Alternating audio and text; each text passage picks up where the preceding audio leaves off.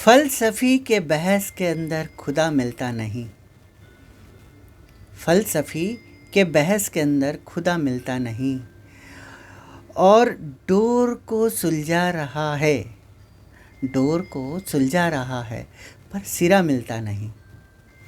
तो good morning दोस्तों, मैं आनंद खंडेलवाल आप सभी का फिर से स्वागत करता हूँ आज के इस छोटे से प्रसंग में। जो कि प्रसंग इस प्रकार है कि एक बार लंदन के एक बहुत ही अच्छे आर्किटेक्ट हुआ करते हैं। आर्किटेक्ट का मतलब वास्तुकार, जिनको गणित की और भवन निर्माण के जो भी चीज़ लगती है उसमें कैलकुलेशन में बहुत वो उम्दा किस्म के इंसान थे। उनकी भवन निर्माण में इतनी अच्छी पकड़ थी, उनकी गणित इतनी अच्छी थी कि आज तक उनका कोई प्रोजेक्ट फेल नहीं हुआ था। एक बार इंग्लैंड की एक कमेटी ने उनको एक टाउन हॉल निर्माण करने के लिए ठेका दिया। उन्होंने टाउन हॉल तैयार करके खड़ा कर दिया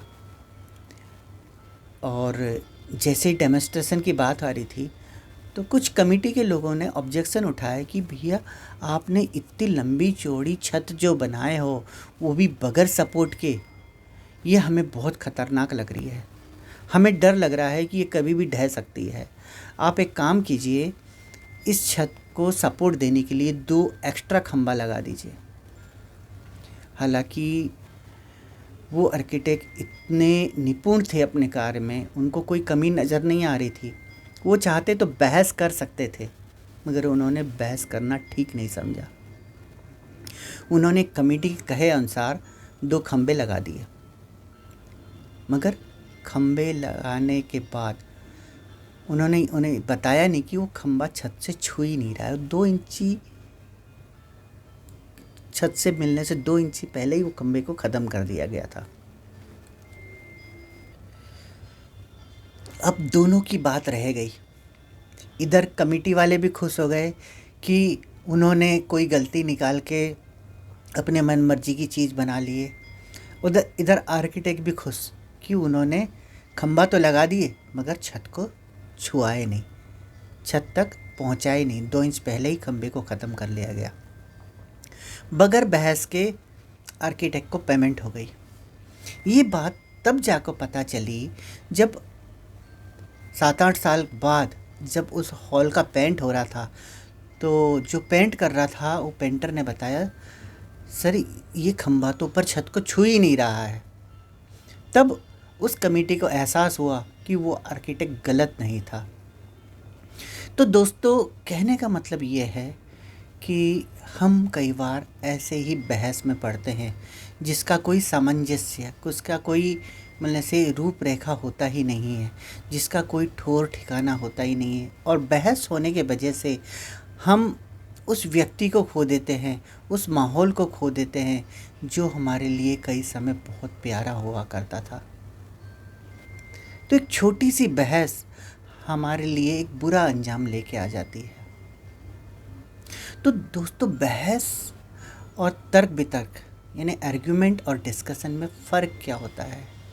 जब डिस्कशन होता है ना, उसमें से रोशनी निकलती है, और जब बहस होती है, आर्गुमेंट होता है, उसमें से आग निकलती है।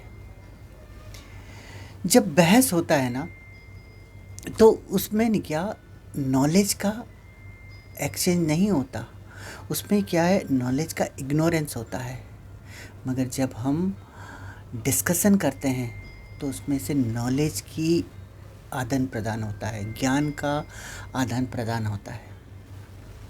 जब बहस होता है ना, जब बहस होता है तो वहाँ पे हर कोई ये प्रूव करने में लगा होता है कि कौन सही है। मगर जब डिस्कशन होता है तब वहाँ पे ये प्रूव किया जाता है कि क्या सही है। आप क्या समझते हैं बहस और आर्ग्यूमेंट के बारे में? क्या हमें वाकई ही आर्ग्यूमेंट करना चाहिए और उस व्यक्ति को खोना चाहिए जिससे हम आर्ग्यूमेंट कर रहे हैं? हम बहस से उस समय का हालत तो जीत लेते हैं, मगर उस व्यक्ति को हमेशा हमेशा के लिए खो देते हैं जो उस बहस में हारा हुआ होता है। क्या होता है ना, किसी ने बहुत ही सुंदर एक वाक्य कहा हुआ है कि अगर आप सुअर के साथ दंगलबाजी करेंगे, कुश्ती करेंगे, तो गंदे आप हो जाएंगे और सुअर को मज़ा भी आएगा। कैसा लगा आप सभी को आज का ये प्रसंग? पसंद आया हो तो एक लाइक कर दीजिएगा, और अगर आपको लगता है ये प्रसंग किसी के काम आ सकता है, किसी की ज़िंदगी संवार सकता है, तो कृपया ये प्रसंग को आप दूसरे को भी शेयर किया कीजिए। मैं इसी तरह ही प्रसंग आप लोगों के लिए लेते आया हुआ हूँ और रोज़ एक नया प्रसंग लेके आया हूँ। अब मेरे 90 प्रसंग पूरे होने जा रहे हैं। अब मैं रोज़ करने के बजाय हफ्ते में एक प्रसंग दिया करूँगा। तो दोस्तों, अंत में वही कहूँगा, अगर आप वही कर रहे हैं जो सब कर रहे हैं तो आपको वही मिलता है जो सबको मिल रहा है। पर आप जब वो करते हैं जो कोई नहीं कर रहा है, तो आपको वो मिलता है जो किसी को नहीं मिला है।